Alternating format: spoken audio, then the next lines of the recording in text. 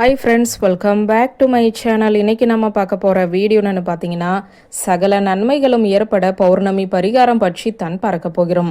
பௌர்ணமி என்றாலே அது மிகவும் சிறப்புக்குரிய தினமாகவே கருதப்படுகிறது. அதிலும் குறிப்பாக புரட்டாசி மாத பௌர்ணமி என்பது அம்மனுக்கு ரொம்ப விசேஷம். அதுவும் பெருமாளுக்கும் மகாலட்சுமிக்கும் ரொம்ப விசேஷமான ஒன்று. இந்த வருட அதாவது இந்த மாத புரட்டாசியில் திங்கட்கிழமையோடு இந்த பௌர்ணமி வருவதால் சோமவார பௌர்ணமி என்று சொல்லுவார்கள். சிவபெருமானுக்கு ரொம்ப உகந்தது.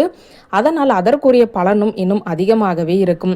அப்படி இந்த புரட்டாசி மாத பௌர்ணமி தினத்தன்று நாம் செய்யக்கூடிய ஒரு எளிமையான பரிகாரம் நம்முடைய குடும்பத்தில் அனைத்து விதமான நன்மைகளை ஏற்படுத்தும் என கூறப்படுகிறது. அந்த பரிகாரத்தை தான் இப்போது பார்க்க போகிறோம். பௌர்ணமி தினங்களில் பல வழிபாடுகளும் பரிகாரங்களும் செய்வதை வழக்கமாக பலரும் வைத்திருப்பார்கள். இதற்கு காரணம் பௌர்ணமி தினம் என்பது அதிசக்தி வாய்ந்த தினமாக கருதப்படுவதுதான். அன்றைய தினத்தில் நாம் எந்த ஒரு காரியத்தை செய்தாலும் அதற்கு பலன் அதிகமாக கிடைக்கும் என கூறப்படுகிறது. அதனால் தான் நாம் பௌர்ணமி தினத்தை மிகவும் முக்கியமான தினமாக கருதி வழிபாடுகளையும் பரிகாரங்களையும் செய்து கொண்டு வருகிறோம். அந்த வகையில் நம்முடைய வாழ்க்கையில் இருக்கக்கூடிய நன்மைகளை, நம்முடைய வாழ்க்கையில் இருக்கக்கூடிய தடைகளை நீக்கி நன்மைகள் உண்டாவதற்கு செய்யக்கூடிய இனிமையான பரிகாரத்தை தான் இப்போது பார்க்க போகிறோம். இந்த பரிகாரத்தை பௌர்ணமி திதி இருக்கும் நேரத்தில் தான் செய்ய வேண்டும். திங்கட்கிழமையில் இந்த பரிகாரத்தை செய்வது ரொம்ப சிறப்பு. இதற்கு ஒரு மஞ்சள் நிற துணி வேண்டும். மஞ்சள் நிற துணி இல்லை என்பவர்கள் வெள்ளை நிற துணியில் மஞ்சளை தடவி காய வைத்து அந்த துணியை கூட நீங்கள் பயன்படுத்திக் கொள்ளலாம். இந்த பரிகாரத்தை செய்வதற்கு முன்பாக வீட்டு பூஜை அறையில் விளக்கேற்றி வைத்துக் கொள்ளுங்கள். அனைத்து தெய்வங்களையுமே வணங்கிவிட்டு ஒரு மஞ்சள் துணியை விரித்து அதில் ஒரு கைப்பிடி அளவு கல்லுப்பை சேர்க்க வேண்டும்.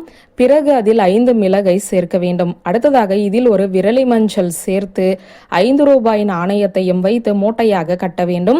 இப்படி மூட்டையாக கட்டி முடிந்த பிறகு இதை உங்களுடைய கையில் வைத்துக்கொண்டு உங்களுடைய குலதெய்வத்தை நீங்கள் மனதார வேண்டிக் கொள்ள வேண்டும். இவ்வாறு வேண்டி முடித்துவிட்டு இந்த மூட்டையை அப்படியே எடுத்துக்கொண்டு போய் உங்களுடைய நிலைவாசலில் கட்டிவிட வேண்டும். தினமும் வீட்டில் தீபம் ஏற்றி வழிபாடு செய்யும் போது இந்த மூட்டைக்கு ஊதுபத்தி சாம்பிராணி காட்ட வேண்டும். அடுத்த மாத பௌர்ணமி வரும்போது இதில் இருக்கக்கூடிய பொருட்களை கால்படாத இடத்தில் போட்டுவிட்டு புதியதாக பொருட்களை வைத்து கட்ட வேண்டும். இப்படி செய்வதன் மூலம் நம் வீட்டில் எந்தவித எதிர்மறை ஆற்றல்களும் நுழையாது.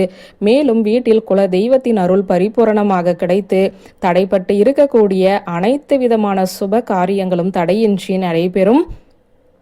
மிகவும் எளிமையான இந்த தாந்திரிக பரிகாரத்தை பௌர்ணமி தினத்தில் செய்து குல தெய்வத்தின் அருளை பெற்று வீட்டில் சுப நிகழ்ச்சிகளை எந்தவித தடையும் இன்றி நடத்தலாம் என்ற தகவலை சொல்லி இந்த வீடியோவை நிறைவு செய்கிறேன். நன்றி, வணக்கம்.